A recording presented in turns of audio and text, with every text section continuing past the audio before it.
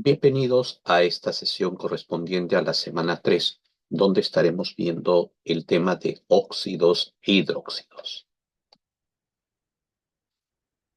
Es importante que identifiques y reconozcas que este tipo de compuestos los podemos encontrar en diferentes productos. Por ejemplo, ¿no? Ustedes observan en la pantalla cierto tipo de productos que usas o tienes en tu vida cotidiana. Y se puede identificar que en estos tenemos o bien un óxido o un hidróxido. ¿Sabías eso? ¿Cómo nombramos a este tipo de compuestos que son los óxidos e hidróxidos? Es lo que vamos a ver en la presente sesión. ¿Cómo se forman estos compuestos químicos?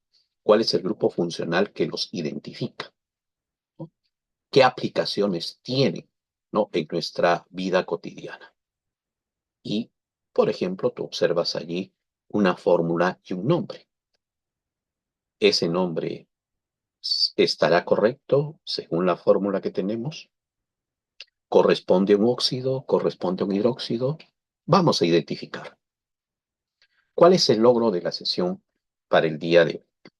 Que al finalizar la misma, el estudiante formule y nombre correctamente a estos compuestos químicos inorgánicos que son los óxidos e hidróxidos, haciendo uso de los estados de oxidación de los elementos químicos, identificando el grupo funcional y aplicando las reglas de la nomenclatura según los estilos de UPAC.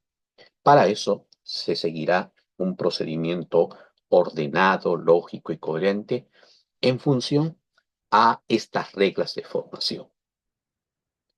Estaremos viendo los estados de oxidación, las valencias, la función óxidos básicos, óxidos ácidos, la función hidróxido y la nomenclatura correspondiente para cada uno de estos compuestos.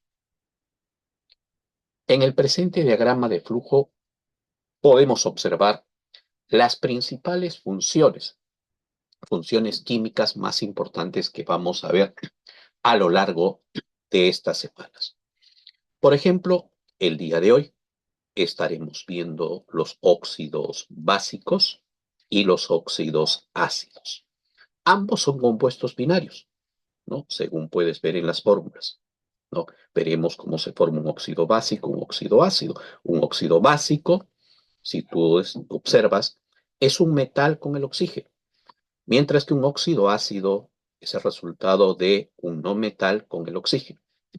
Y luego, si un óxido básico lo haces reaccionar, lo combinas con el agua, vas a tener la otra función química que nosotros vamos a revisar el día de hoy, que son los hidróxidos.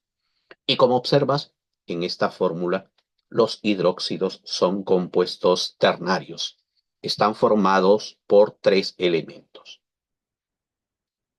Es importante también que sepas identificar el grupo funcional de cada una de estas funciones químicas.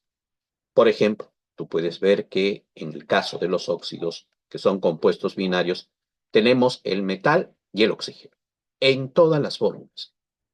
Entonces, podemos identificar que el grupo funcional es el oxígeno y el estado de oxidación con el cual va a trabajar el oxígeno es la carga -2.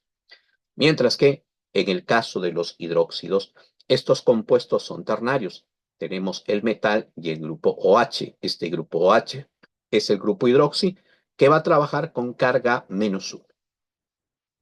En otras funciones también nosotros tendremos que identificar el grupo funcional, ¿no?, que identifica a cada una de esas funciones. Hay ciertas reglas básicas sobre los estados de oxidación. Por ejemplo, una sustancia simple o elemental, su estado de oxidación es 0. En todo compuesto, la suma de cargas, estado de oxidación, tiene que ser 0. El elemento del compuesto tiene que ser 0. En el caso del hidrógeno, el estado de oxidación es +1, a excepción cuando forma hidruros metálicos, en donde su estado de oxidación será -1.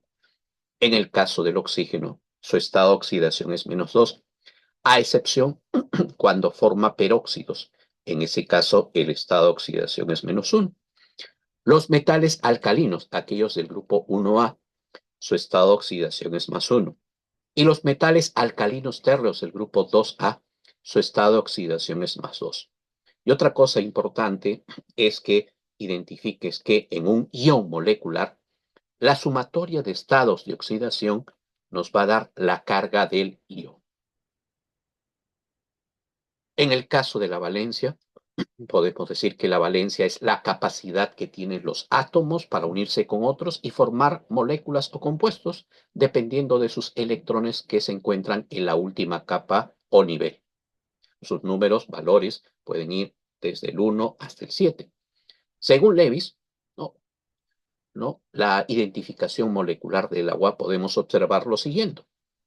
La valencia del hidrógeno es +1 porque aporta un electrón para su unión. Y en el caso del oxígeno, su valencia es 2 porque aporta 2 electrones para oxígeno. La valencia es el número de electrones que tiene un elemento en su último nivel de energía.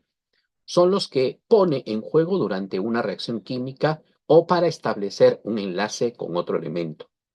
En el caso del estado de oxidación, nos va a indicar la carga relativa de los átomos en una sustancia o compuesto. Por ejemplo, en el caso del oxígeno, su carga, estado de oxidación es -2, y en el caso del hidrógeno es +1. Tú vas a identificar, ¿no?, los estados de oxidación de estos elementos, metales o no metales, para poder formar las fórmulas de los compuestos. Para eso vas a tener en cuenta cierta nomenclatura, según Yupac. La nomenclatura clásica tradicional, que nos dice que cuando el elemento tiene un solo estado de oxidación, no aparecerá el sufijo ico. Si tiene 2 estados de oxidación, oso para la menor, ico para la mayor. Si tiene 3 estados de oxidación, hipooso para la menor, oso para la segunda, ico para la tercera. Y si tiene 4 estados de oxidación, hipooso para la menor, oso para la segunda, ico para la tercera, hiperico para la cuarta. En la nomenclatura stock aparecerá el nombre de la función, el nombre del elemento y el estado de oxidación escrito en números romanos. En la nomenclatura sistemática aparecerá el prefijo que nos indica el número. Mono si es 1, 2 di, 3 tri y así. Luego aparecerá el grupo funcional, luego el prefijo que nos va a indicar, ¿no?, el número, cantidad de elemento. Estas son las nomenclaturas que vamos a utilizar para óxidos e hidróxidos. En el caso de los óxidos, compuestos binarios, recuerda que es resultado de la combinación de un elemento que puede ser metal o no metal con el oxígeno. El oxígeno trabajará con carga -2, ¿no? Y en toda fórmula, como puedes observar, la sumatoria de cargas, ¿no?, tiene que ser 0. Significa que el metal y el no metal aportarán la carga positiva, mientras que el oxígeno aportará la carga negativa. Y podemos tener, ¿no?, el nombre según la nomenclatura clásica, por ejemplo, para el caso del fierro, aquí observamos óxido férrico, nomenclatura stop, óxido de hierro 3, y en la nomenclatura sistemática, si tú puedes ver, trióxido de hierro. Te invito a completar el siguiente cuadro.